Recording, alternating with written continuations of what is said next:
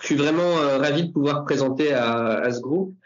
Moi, je suis chef de clinique au GHU. J'ai une activité principalement au CEJAD, où on reçoit des adolescents et des jeunes adultes pour dépister la psychose débutante. Mais j'ai une activité de consultation au CRMR pour tout ce qui est maladies rares à expression psychiatrique, maladies génétiques. Et depuis peu, on a étendu à la neuropsychiatrie, en particulier à la prise en charge des crises dissociatives fonctionnelles qui nous sont adressées par nos collègues épileptologues. Et chez eux, on fait de l'hypnose. Donc, on a une activité quand même assez diversifiée qui est très sympathique. Donc, si vous êtes interne, n'hésitez pas à passer. Et en recherche, donc, on s'intéresse un peu à toutes ces populations. Et donc, moi, j'ai fait ma thèse de neurosciences à Neurospin et à l'Institut de psychiatrie et neurosciences de Paris, où je me suis intéressé d'une part à l'imagerie, d'autre part à l'épigénétique. Et là, je vais vous présenter les résultats qu'on a récemment publiés sur l'imagerie. L'idée, c'est qu'on a développé un algorithme supervisé, donc de machine learning, qui soit interprétable. Reste juste sur la diapo d'avant. Et la question, c'est qu'est-ce qu'on en fait de ce cerveau? Et c'est ce à quoi je vais vous répondre. Donc, si ceci n'est pas une pipe, est-ce que ça, c'est vraiment un cerveau? Diapo suivante. L'émergence de la psychose. Alors, tu peux cliquer sur tout comme ça parce que c'est interactif, mais là, ça va être plus simple. Voilà. Donc, la psychose, elle résulte d'une interaction complexe entre des facteurs environnementaux et des facteurs génétiques.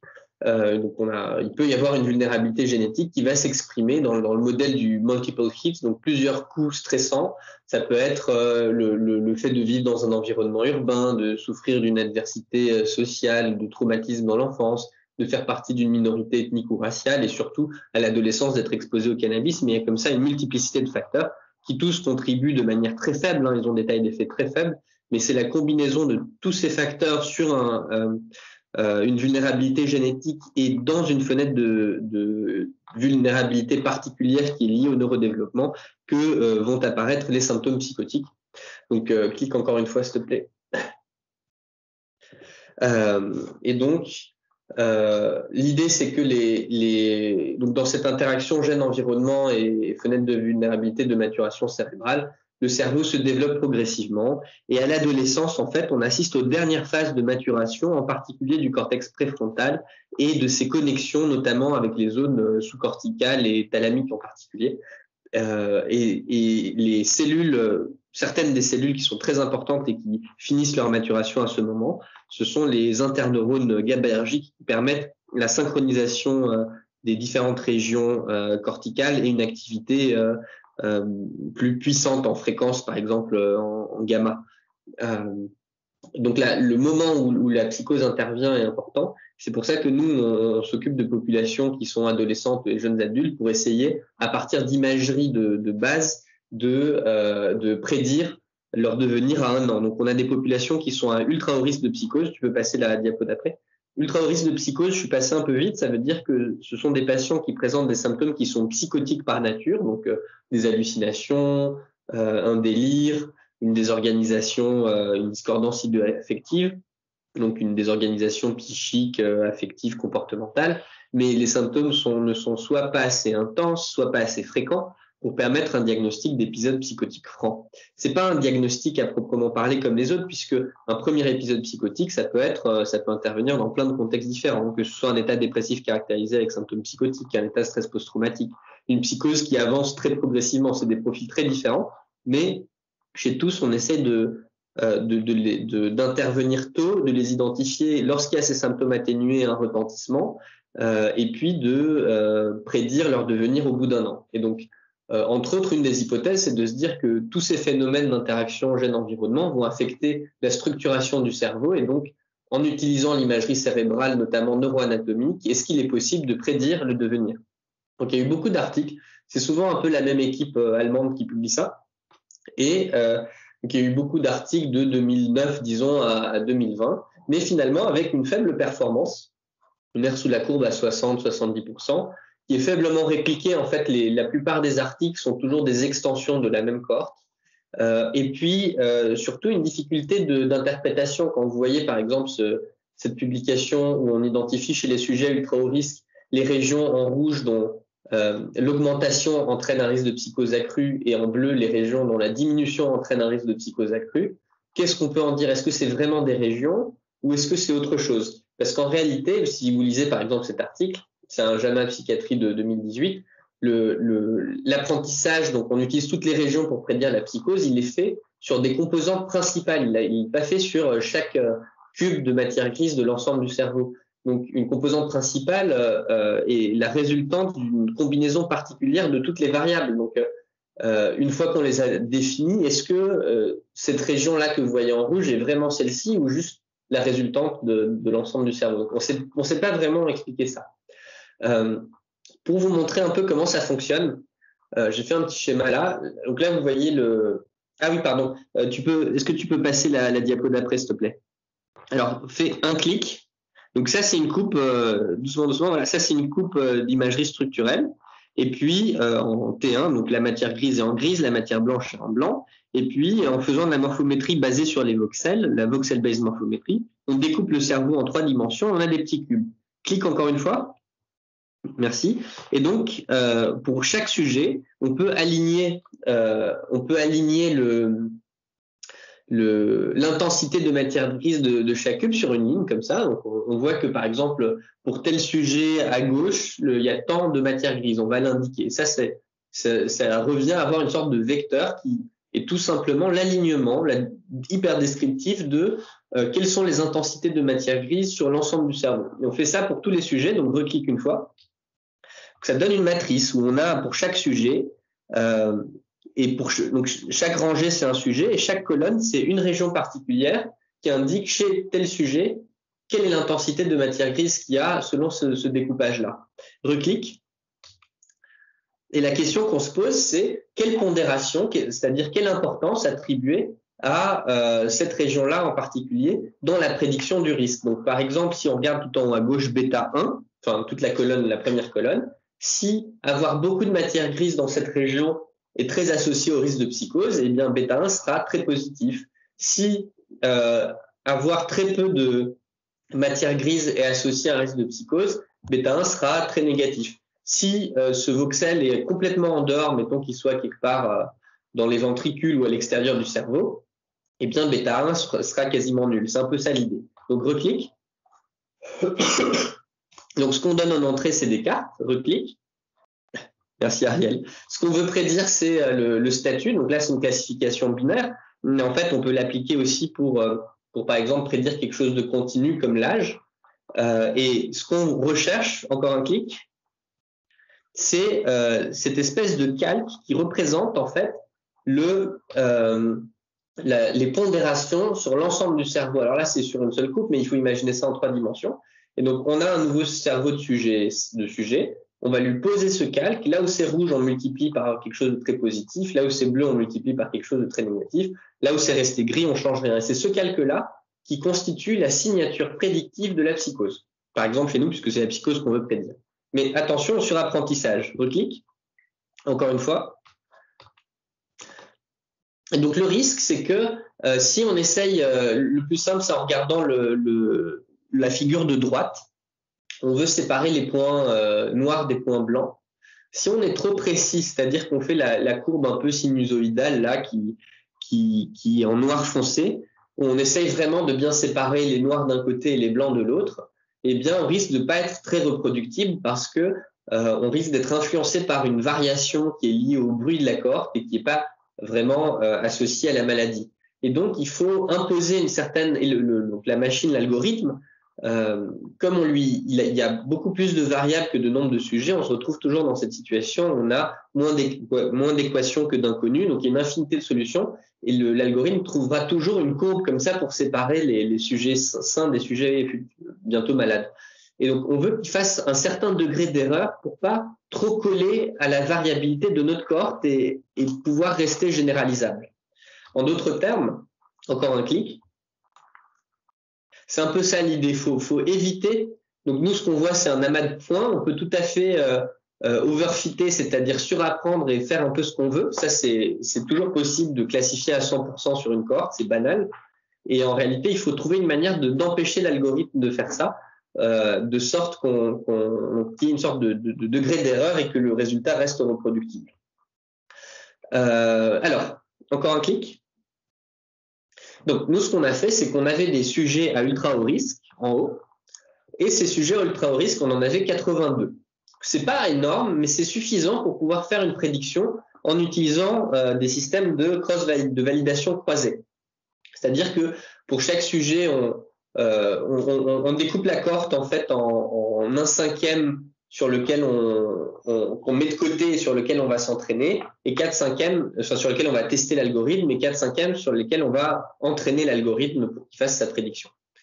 Et donc, en faisant ça, on obtient une signature prédictive de la psychose. Ça, je vous en parlerai un peu plus après. Et l'avantage, c'est qu'on obtient une signature qui est interprétable. C'est-à-dire que les régions-là sont vraiment les régions en 3 dimensions dans l'espace naturel du cerveau qui permettent de prédire ou pas le risque de transition. D'autre part, à partir d'une grande cohorte de sujets sains, donc 1600 sujets en entraînement et 419 en sujets test, j'ai créé un prédicteur de l'âge cérébral et j'ai prédit l'âge cérébral de chacune des régions qui contribuent au risque de psychose, de sorte qu'on obtient à la fin à la fois un âge global cérébral. Donc, d'une part, premièrement, les régions qui prédisent la psychose, d'autre part, un âge global du cerveau de tout le monde, et ensuite, troisièmement, un âge régional. Et on va voir s'il y a des différences d'âge, et l'âge, c'est la différence, en fait, l'âge, c'est l'âge qu'on prédit à partir du cerveau. On va comparer l'âge prédit avec l'âge réel, et cette erreur qu'on va constater, on va l'interpréter comme étant physiopathologiquement pertinente, puisqu'elle pourrait traduire en fait un vieillissement accéléré ou au contraire un manque de maturation. On va regarder si pour chacune de ces régions, il y a une différence de prédiction. Est-ce que tu peux cliquer sur la diapo? Encore? Alors, l'algorithme qu'on a utilisé, pour l'expliquer de la manière la plus simple qui soit, encore un clic. Stop, voilà. En haut, vous voyez, je vous ai parlé du fait qu'on peut mettre des pénalités pour imposer un degré d'erreur qui fasse qu'on calque pas trop à notre cohorte et que l'algorithme soit généralisable. Donc, par exemple, on peut lui imposer de ne pas utiliser l'ensemble des voxels du cerveau, mais d'en utiliser que quelques-uns. Donc, on va forcer certaines des pondérations à 0. Ça, c'est ce qui s'appelle une pénalité L1, l'assaut. Mais vous voyez le résultat, c'est quelque chose qui n'est pas très interprétable avec un niveau d'air sous la courbe lorsqu'on veut classifier qui est à 70%, qui n'est pas génial. 50% étant le minimum, c'est-à-dire le hasard. Une fois sur deux, j'ai raison quand je dis que quelqu'un va transiter ou pas dans la psychose. On peut aussi imposer une pénalité L2 Ridge, c'est-à-dire on se dit que il n'y a pas des régions précises qui prédisent la psychose, mais c'est une combinaison de toutes les régions, donc on va toutes les garder, mais on va imposer que toutes les pondérations soient très faibles. L'idée de faire ça, c'est si vous voulez, un peu la même idée qu'il n'y ait pas une région qui domine. De la même manière que, par exemple, en génétique, il y a énormément de polymorphismes qui tous contribuent au risque de psychose, mais avec un effet extrêmement faible. Là, on postule que l'effet serait extrêmement faible pour tout le monde. Ça, c'est une raison un peu théorique. La raison pratique, c'est que comme il existe une infinité de solutions de paramétrage des pondérations des voxels, la probabilité que les pondérations soient faibles est extrêmement faible, et la plupart du temps, si on ne contrôle pas sur la taille des pondérations, on risque d'avoir des valeurs excessivement importantes pour ces pondérations. Et la manière dont l'algorithme fonctionne, c'est que, imaginez que vous êtes à un repas, on vous donne et vous adaptez la recette au fur et à mesure des goûts des invités. Donc chaque invité, c'est une des variables à laquelle on va attribuer une importance. Donc le premier invité va dire j'aime bien le sel. Vous allez mettre du sel dans votre plat. Le deuxième va dire j'aime bien le poivre, mais comme vous avez mis du sel, il faudra mettre un peu plus de poivre. Et le troisième va dire moi ce que j'adore c'est le sucre. Donc vous allez mettre un peu de miel, il faudra en mettre encore plus pour pouvoir bien le sentir. Donc il y a comme ça une sorte d'inflation des pondérations. Quand l'algorithme lit chaque pondération et lit chaque variable et la pondère, il y a un risque que ça augmente. Donc on peut les paramétrer comme ça en imposant une limite. Mais l'astuce, c'était d'utiliser un algorithme qui avait été développé par l'équipe de Neurospin d'Edouard Duchesnay, qui était non seulement de combiner ces deux pondérations, ces deux pénalités L1 et L2, mais aussi de prendre en compte la variation. Donc quand on regarde un voxel et on se dit à quel point il est important, on lui impose de ne pas être excessivement différent en importance des voxels voisins. Comme c'est des cubes, il a, vous voyez, donc ça fait 6, 7, 8, 6, 7, 8, et 6 au-dessus et 6 en dessous. Il est au centre d'un cube, quoi. Et donc tous les voxels autour, s'il y a certains voxels qui sont très faibles, eh bien le voxel qu'on regarde, il peut pas avoir une importance trop forte. Donc on prend en compte en fait on part d'un a priori neurobiologique qui est qu'il n'y a pas de différence trop importante entre deux régions très proches du cerveau, les voxels étant définis comme des petits cubes de 1 mm sur 1 mm sur 1 mm. Bien sûr, il peut y avoir des trous, mais quand même, on s'attend à ce qu'il n'y en ait pas. Et en faisant ça, en prenant en compte l'espace naturel du cerveau, on augmente nettement la prédiction, on passe à 80% d'air sous la courbe, ce qui est plutôt pas mal. Et donc, on obtient des régions. Une fois qu'on a obtenu ces régions, est-ce que tu peux passer à la diapo d'après? Encore un clic. Est-ce qu'elles sont toutes associées à la transition? Parce qu'en fait, ce qu'on a fait, c'est que, alors arrête-toi là, ce qu'on a fait, c'est que on était un peu dans le paradigme inverse de ce à quoi on a l'habitude de faire. D'habitude, on fait des régressions on a des données qu'on recueille, par exemple des régions d'intérêt, des micro-ARN, tout ce que vous voulez, des variables cliniques, et on va les régresser sur l'âge, le sexe et des phénotypes qui nous intéressent, comme le risque de transition. Et ça, c'est un modèle qu'on peut interpréter. Nous, ce qu'on a fait là, c'était quelque chose de data-driven qui était l'inverse, c'est-à-dire basé sur les données, sur l'imagerie. Est-ce qu'à partir de l'imagerie, on peut prédire la transition?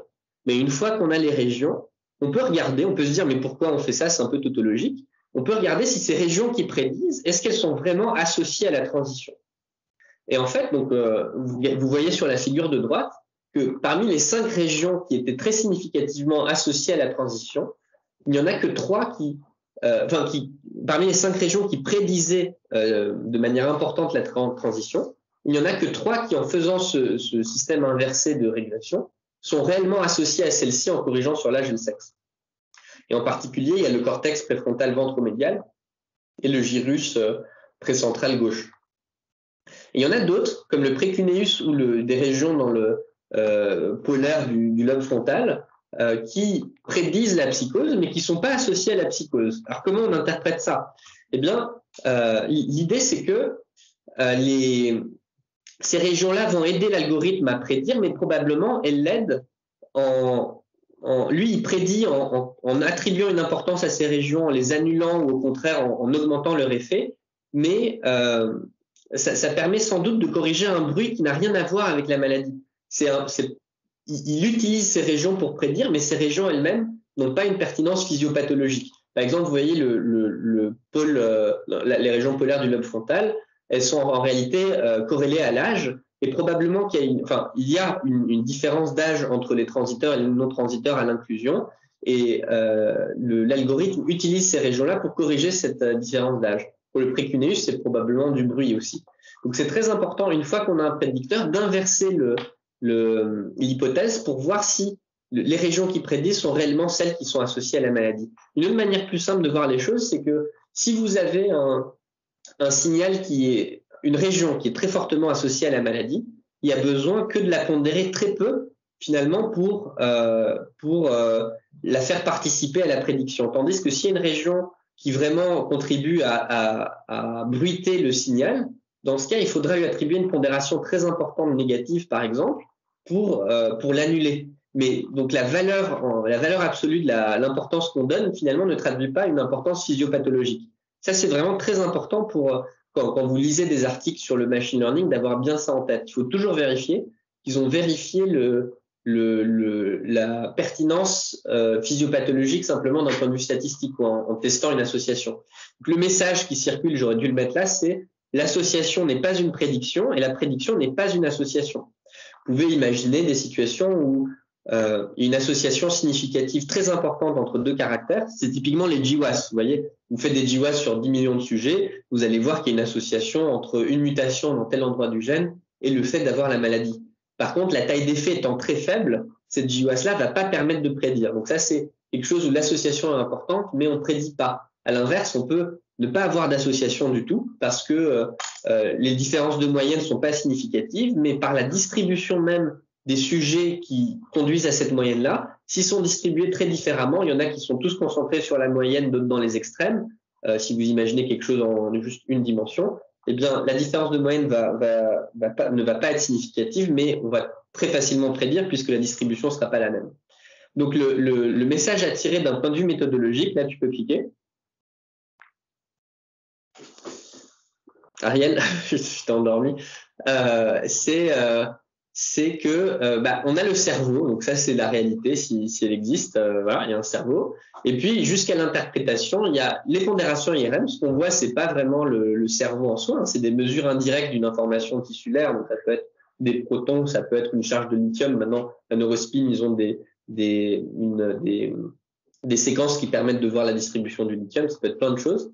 Ça peut être des isotopes. On a tout ce qui est pré-traitement, donc comment on ajuste sur l'effet de l'âge, le sexe, comment on transforme toutes ces mesures, finalement, ça transforme les données.